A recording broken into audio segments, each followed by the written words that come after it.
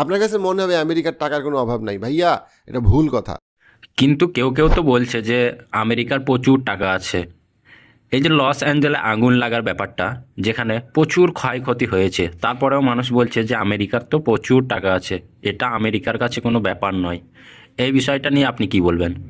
আমেরিকার প্রচুর টাকা আছে, ইকোনমি অনেক বড়, কিন্তু আমেরিকার খিদেও অনেক বেশি। আপনি যদি শুধুমাত্র ক্যালিফোর্নিয়ার আগুনের ব্যাপারে ওই দেশের নিউজ আউটলেট কেন এই আগুনটা লাগছে এবং আগুনটা কমানোর ব্যাপারে কি কি আগে থেকে কি কি প্রিভেনশন নেওয়া যেত, ওই অ্যানালাইসিস এবং ক্রিটিসিজম যদি আপনি খেয়াল করেন, তারা সবাই একমত যে যদিও ক্যালিফোর্নিয়া একটা খুবই রিচ স্টেট, ক্যালিফোর্নিয়ার মানুষ প্রচুর ভ্যাট এবং ট্যাক্স দেয়, তারপরে ওই ভ্যাট এবং ট্যাক্সের টাকার বেনিফিট ওই জায়গার মানুষ পাচ্ছে না।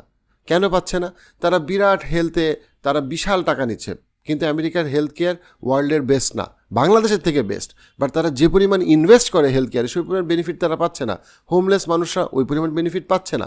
সবচেয়ে বড় কথা, এই যে আগুনের ব্যাপারে যদি আমি আসি, গত 10 বছরে আরও কয়েকবার কিন্তু আগুন লাগছে আমেরিকাতে, এমন না যে আমেরিকাতে ওয়ার্ল্ড ফেয়ার এই প্রথম, বাট এইবার এটার ইকোনমিক ক্ষতি হয়েছে, প্রেডিক্ট করা হচ্ছে $200 বিলিয়ন বেশি। এটা প্রিভেন্ট করার জন্য যেই ইনস্টিটিউশনগুলোতে ইনভেস্ট করা লাগতো সেগুলোতে আরও ইনভেস্টমেন্ট না বাড়ায় আরও ফান্ডিং কাট করা হয়েছে।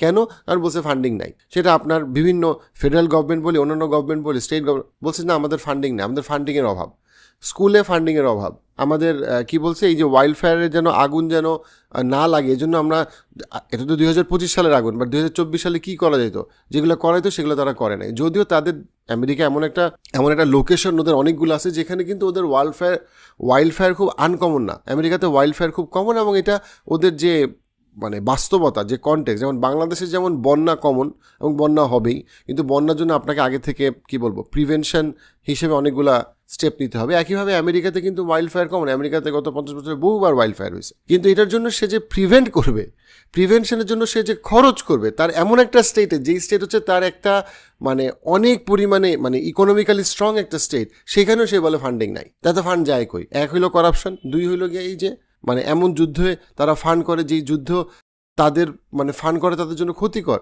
আমেরিকার মানুষের সিকিউরিটির জন্য ক্ষতিকর। সেই ইসরায়েলকে সে ফান্ড দিচ্ছে, সেই ফান্ড দিয়ে সে মানে আরও মানুষ হতে হচ্ছে, সে ইউক্রেনে সে ফান্ড পাঠাচ্ছে, আলটিমেটলি সাধারণ ইউক্রেনের মারা যাচ্ছে।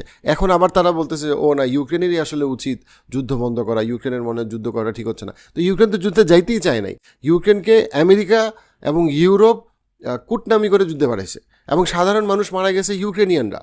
ইউক্রেনের তো যুদ্ধটা চায় না, ইউক্রেন তো জানতো যে তারা রাশিয়ার সাথে কোনো দিন পারবে না, এবং ইউক্রেন নেটোতে যুক্ত না হইলে তো এত সাধারণ মানুষ জয়েন করতো না, এবং নেটোতে যুক্ত হয়ে নেটো কি ইউক্রেনকে বাঁচাইতে পারছে না? নেটো ইউক্রেনকে বাঁচাইতে পারে নাই। এখন তারা বলছে ইউক্রেনের যুদ্ধ বন্ধ করা উচিত, এবং এইটার ক্রেডিট আবার নিচ্ছে আমেরিকান নতুন আপকামিং প্রেসিডেন্ট ট্রাম্প।